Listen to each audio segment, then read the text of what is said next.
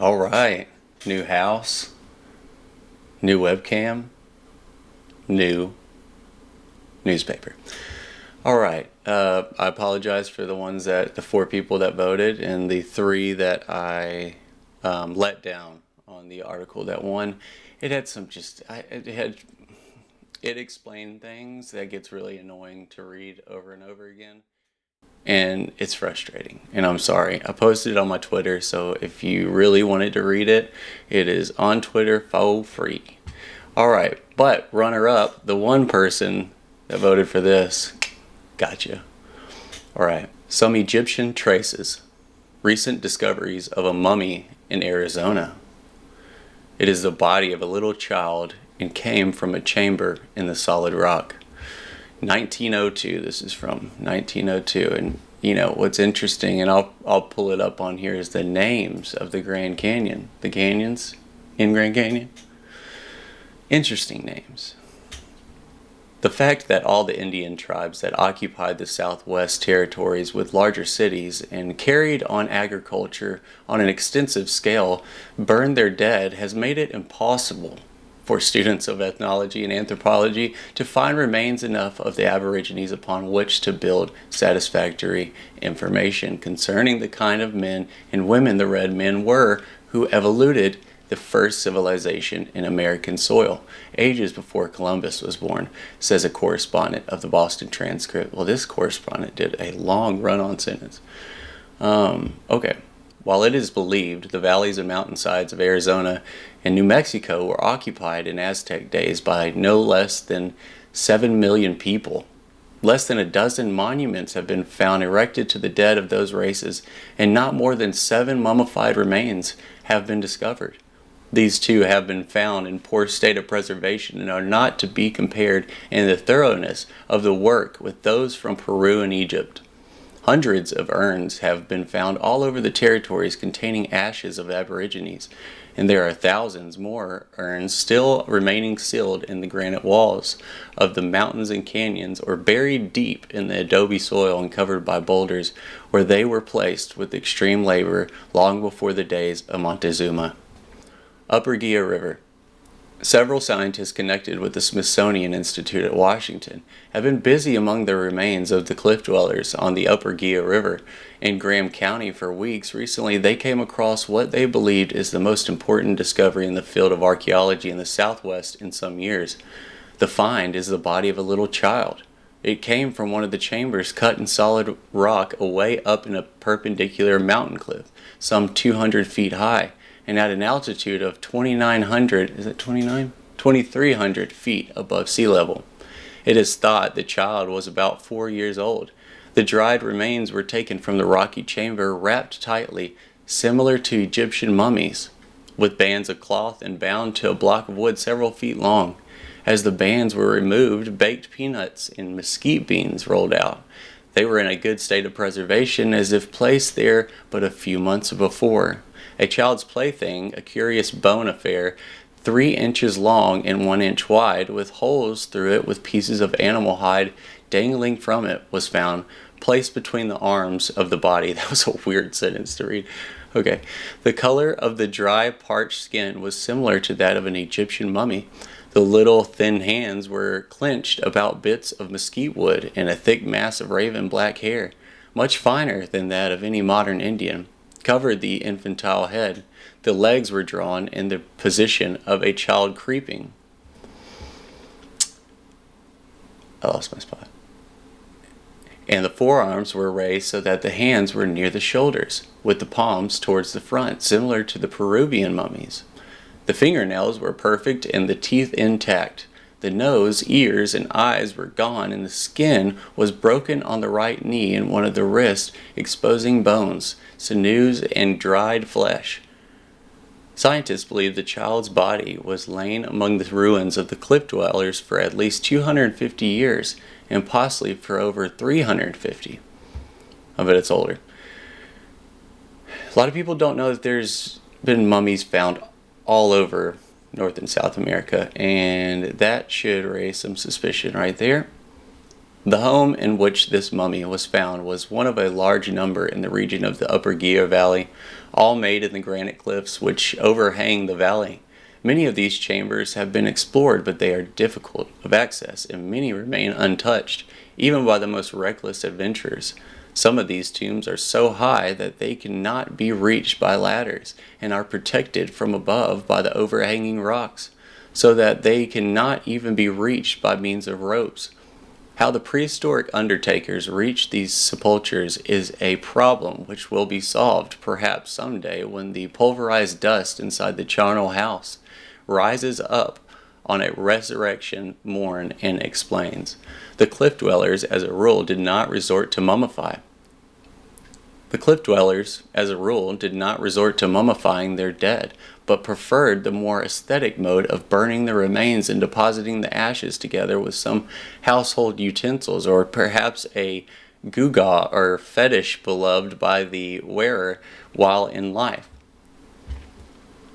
These people had their passions and their love affairs very much the same as other members of the Adam family, and in no way was their love and esteem shown for each other more forcibly than in the crude embellishments, which nevertheless represented sometimes years of labor, that were made upon the tombs of the departed. The Papagos of northern Arizona and western New Mexico, in bearing erect, used a coral of rock some 2 or 3 feet high with roof. The body is then placed inside a sitting or reclining posture, together with saddles, bridles, and similar objects belonging to the deceased. The body is then placed inside in a sitting or reclining posture, together with saddles, bridles, and similar objects belonging to the deceased. Then the funeral rites of the tribe are indulged, lasting sometimes a week. By this time, the dead Indian is thought to be well on the way to the happy hunting grounds, and all save the widow banish melancholy in their native drink. Twisn wasn't? But the widows are always widows so long as they live, unlike in our advanced stages of civilization. They do not menace the happiness of the dusky debutantes. They cannot marry again. They cannot even flirt. They are not supported from the common fund and are the common drudge of all. Husband poisoning is, as a consequence, a lost art. They are supported from the common fund and are the common drudge of all. Husband poisoning is, as a consequence, a lost art. In the mountain districts, sepulchres are found built of rough but carefully hewn rock and placed layer upon layer, stair-step fashion. Each step contains a row of deceased warriors, while the female population were given a kirkyard near by under loose piles of cobble rock. These burial places, while not so ancient, are yet beyond the memory and traditions of the Indians of the present day, as they are few and occur only in isolated regions and on fortified points. They may possibly be the remains of a wandering band of savages from the north or the east. The Smithsonian Institution scientists say that most remarkable prehistoric monument in the Southwest, maybe in all the country, is a black barren butte on the lower Gila River, some 50 miles east of Yuma. It is not wonderful from any architectural standpoint. There are no marvelous hieroglyphs nor immense pieces of engineering work which baffle the minds of the modern scientists. It is but a plain, bald, rocky point, uglier, plainer for its sharp contrast against the clear blue sky. But it is wonderful because upon its aerial heights, which look down over the green vegas and rolling potreros, are the white and bleaching bones of a band of people who fought the last fight for existence. Potreros? No one knows when this battle was given, nor who were the besiegers of the besieged. There are evidences of a mighty conflict, and the little mesa which tops the mountain bears witness to the fearfulness of the struggle.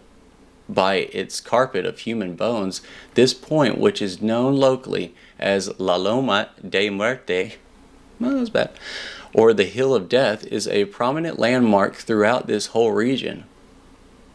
It is shunned by Indians and superstitious Mexicans as well.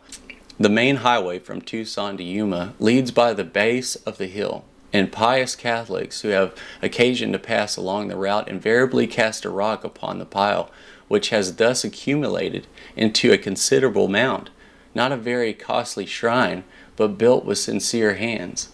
The Casa Grande Indians in southern Arizona undoubtedly buried their dead, but so faithfully has their secret been kept through succeeding generations that no hint of their cemeteries ever reached the ear of curiosity hunters.